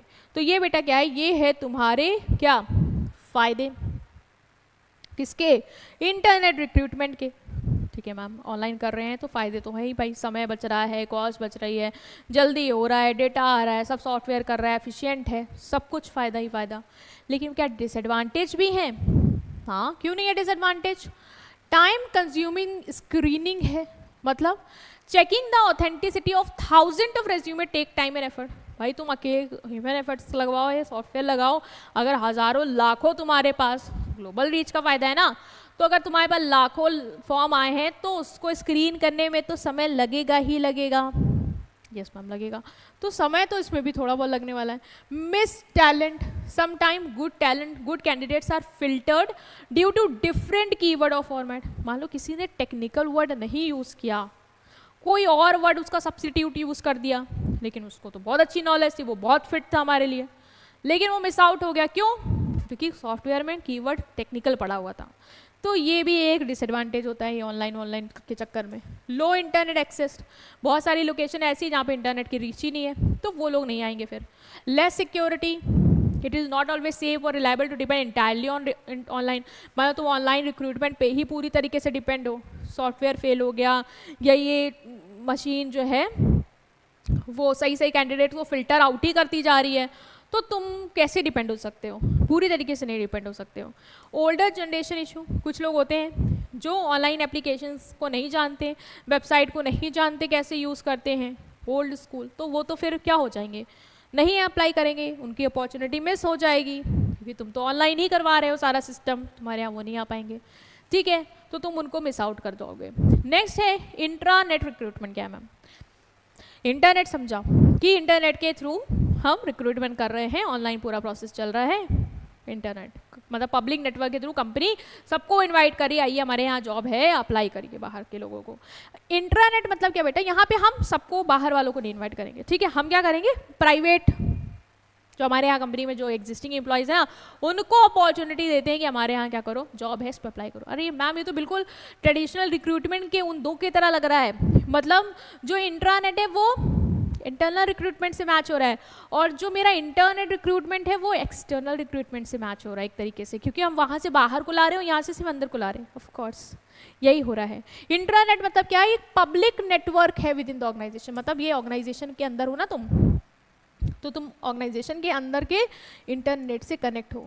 तो जैसे कंपनी में कोई वैकेंसी आई और तुम कंपनी के सॉफ्टवेयर से लॉगिन हो, तुम वहाँ पे, जैसे इनका कोई पोर्टल बना है, एम्प्लॉय पोर्टल, वहाँ पे चेक कर सकते हो, अच्छा ये पोजीशन हमारे यहाँ कंपनी में खाली है। तो ये क्या होता है? प्राइवेट नेटवर्क होता है within the organisation, use for internal communication और रिक्रूटमेंट। मतलब इंटरनली ही लोगों को बताने के लिए कि जॉब वैकेंसी है, और उनको इनकरेज करने के लिए कि आप अप्लाई करिए, रिक्रूटमेंट हम वहीं से करेंगे। ठीक है, तो बहुत सारी company intranet job portals use करते हैं, मतलब उन्होंने अपने जॉब पोर्टल्स बना रखे, सिर्फ मतलब इंट्रानेट मतलब सिर्फ प्राइवेट नेटवर्क है, मतलब कंपनी के नेटवर्क के थ्रू वो हम लॉगिन कर सकते हैं, वहीं से कनेक्ट कर सकते हैं और अप्लाई कर सकते हैं। मतलब इंटरनल लोगों के लिए उन्होंने अपने जॉब पोर्टल्स में बना रखा है, जिससे सिर्फ जो अंदर के एम्प्लॉय हैं वही उस जॉब पोस्ट के लिए जो खाली है अप्लाई कर सकते हैं। ठीक है, पब्लिक को नहीं हम अप्लाई करें, पब्लिक नेटवर्क नहीं है, प्राइवेट नेटवर्क है। इसके फायदे क्या है मैम? पहला, privacy and safety. Since intranet is private and control by company, ये सिक्योर है, कंपनी के नेटवर्क से कनेक्टेड है। ठीक है, आप डिटेल डालोगे तो कंपनी तक ही वो बातें रहेंगी, तो ये सेफ है, सिक्योर है। ये तो है ही कि भाई इंटरनेट प्राइवेट है, पब्लिक तो है नहीं कि कोई भी एक्सेस कर सकता है तुम्हारी इन्फॉर्मेशन को। फायर वॉल प्रोटेक्शन, मतलब यहाँ पे क्या होता है, जो इंटरनल जॉब्स वगैरह की इंफॉर्मेशन है वो तुम बस इंटरनल वाले ही लोग, जो एम्प्लॉयज़ एग्जिस्टिंग है, वही एक्सेस कर सकते हैं, बाहर का कोई नहीं कर सकता, क्योंकि बाहर का अगर कोई ट्राई भी करेगा लॉगिन वॉगिन करने का, तो उसको वो फायर वॉल जो प्रोटेक्शन लगा रखा है वो उसको तुरंत रिजेक्ट कर देगी, उसको प्रिवेंट करेगी। तो ये भी सिक्योरिटी है। ईजी एक्सेस मतलब सिंपल और यूज़र फ्रेंडली है, एम्प्लॉयज़ को पता होता है कि हमारा ये जो जॉब पोर्टल है, ठीक है, कंपनी का सॉफ्टवेयर, यहाँ पे जॉब पोर्टल, यहाँ वैकेंसी आती है, तो सिंपल है, आप आराम से जा सकते हो, फाइंड कर सकते हो और अप्लाई कर सकते हो। Automatic scoring, the system automatically shortlist suitable candidate. अब जैसे बड़ी बड़ी कंपनियाँ, बहुत सारे कैंडिडेट्स हैं, बहुत ब्रांचेस हैं, कोई वैकेंसी आई, बहुत लोग अप्लाई करेंगे, तो हमें पता चले कैसे चलेगा कि सुटेबल कौन है? तो उसके लिए यहाँ पे भी सॉफ्टवेयर है जो स्क्रीन करेगी सुटेबल कैंडिडेट्स की, शॉर्टलिस्ट कर लेगी। एम्प्लॉय पार्टिसिपेशन, एम्प्लॉय को लगता है कि हमें ही मिल रही है, तो एम्प्लॉय इन्फॉर्म रहते हैं अपना रिज्यूमे, जब भी उनको लगता है इंटरनल कोई पोस्ट खाली है हाई, या कोई भी जहाँ पे उनको जाना है तो वो अप्लाई कर देते हैं। तो एम्प्लॉयज़ का ही से पार्टिसिपेशन है यहाँ पे। नेक्स्ट, इसकी भी डिसएडवांटेजेस हैं, ऐसा नहीं है कि इसकी डिसएडवांटेज नहीं है। सबसे पहले तो क्या डिसएडवांटेज लग रही है? लिमिटेड एक्सेस, मतलब डेटा ऑर्गेनाइजेशन के अंदर ही रहता है, तो सिर्फ इंटरनल कैंडिडेट्स ही अप्लाई कर सकते हैं, क्योंकि प्राइवेट नेटवर्क है, बाहर नहीं बता रहे हम कि जॉब खाली है, तो सिर्फ अंदर के लोग आएंगे, वही उसी से ही सेलेक्ट करना होगा, तो रीच तो ऑफकोर्स लिमिटेड है। दूसरा फ्रेजाइल सिस्टम, मतलब intranet can face technical and security issues. जैसे कि एम्प्लॉयज़ हैं भाई, प्राइवेट डेटा इशू मतलब डालता है ना अपना, कि हमारा नेम क्या है, पैन कार्ड क्या है, आधार कार्ड क्या है, ठीक है, सारी डिटेल्स पर्सनल, ये सब कॉन्फिडेंशियल चीज़ें, ईमेल एड्रेस सब डालता है, देता है। सोचो ना अगर इसको कोई और एक्सेस कर ले जाए, हैकर्स वगैरह, तो उसके पास एम्प्लॉयज़ का, अंदर के एम्प्लॉयज़ का सारा डिटेल आ जाएगा। वो फ्रॉड कर सकता है उसका पैन कार्ड यूज़ करके, आधार नंबर यूज़ करके, या ईमेल आईडी में स्पैम मैसेजेस भेज के उसका अकाउंट हैक कर सकता है। तो इसलिए एम्प्लॉयज़ को थोड़ा डर भी रहता है कि अगर ये आज सिक्योर नहीं हुआ तो हमारी काफ़ी कॉन्फिडेंशियल इन्फॉर्मेशन चली जाएगी। तो ये तो है कि टेक्निकल इशू है, सिक्योरिटी इशू है, तो डेटा रिस्क पे आएगा। दूसरा, नॉट फुली रिलायबल, पूरे तरीके से भरोसा नहीं कर सकते हो। Online recruitment through internet can not be fully trusted, क्योंकि टेक्नोलॉजी पे डिपेंड, टेक्नोलॉजी फेल हो गई, ये सॉफ्टवेयर सही स्क्रीनिंग नहीं कर रहा है, ठीक है, तो दिक्कत होगी।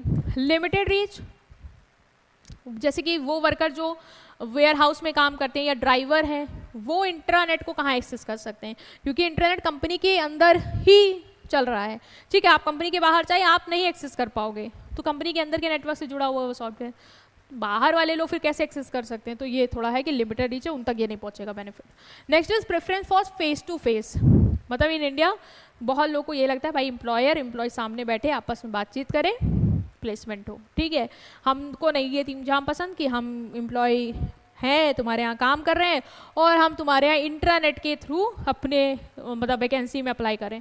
आप हमारे साथ बैठिए, आप हमारी स्किल को जज करिए, आपको लगता है हम प्रमोट करने के लायक, आप हमें प्रमोट करिए। ये इंटरनेट का तीम जाम हमें नहीं चाहिए कि हम अपनी पर्सनल डिटेल्स डालें, कल को लीक हो गई, ये तुम्हारा टेक्निकल सॉफ्टवेयर है इतना अच्छा नहीं फिल्टर किया, मुझे ही फिल्टर आउट कर दिया, ठीक है, मेरा वो कीवर्ड नहीं मैच हुआ तो उसकी वजह से आई मिस द अपॉर्चुनिटी। या हम वर्कर्स हैं और हमारे यहाँ ऐसी जॉब आई कि हम बाहर काम करते हैं, मतलब बाहर रहते हैं मोस्टली ऑर्गेनाइजेशन के, तो हम तो अप्लाई भी नहीं कर पाएंगे, हमें तो अपॉर्चुनिटी नहीं मिलेगी। तो लोगों को फिर ये थोड़ा सा लगता है कि ये उतना बेटर ऑप्शन नहीं है, तो ये भी इसके डिसएडवांटेज है। ठीक है स्टूडेंट्स, तो हमने इन डिटेल रिक्रूटमेंट को अंडरस्टैंड किया, रिक्रूटमेंट की मीनिंग को समझा, इंटरनल एक्सटर्नल रिक्रूटमेंट की मीनिंग, एडवांटेजेस डिसएडवांटेजेस। इसके अलावा आपको ई रिक्रूटमेंट, जो कि आजकल का मॉडर्न कॉन्सेप्ट है कि ई रिक्रूटमेंट क्या होता है, इंटरनेट रिक्रूटमेंट क्या है, उसके advantage disadvantage, and intranet recruitment क्या है, कंपनियां क्यों यूज़ करती हैं इसको, इसके क्या एडवांटेजेस है, क्या डिसएडवांटेजेस हैं, और इंटरनल एक्सटर्नल रिक्रूटमेंट में आपका क्या डिफरेंस था उसको अंडरस्टैंड किया। ठीक है, इसी तरीके से अगर इंटरनेट या इंट्रानेट में आ जाए ना तो मीनिंग के बेसिस पे और तुम एडवांटेज डिसएडवांटेज के बेसिस पे इसको भी सेपरेट कर सकते हो।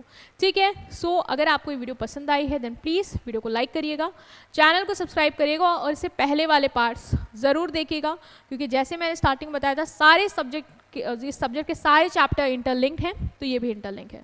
ठीक है, आने वाला चैप्टर अब इससे ही लिंक होके बना है, तो इसको अंडरस्टैंड करने के बाद ही आप वो समझ पाएंगे। राइट, सो वीडियो को लाइक करेंगे, कोई भी कंसर्न होगा इस कॉन्टैक्ट नंबर पे आप कॉन्टैक्ट कर सकते हैं, और चैनल को सब्सक्राइब करिएगा, अपने फ्रेंड्स के साथ ज़रूर शेयर करिएगा। Thank you.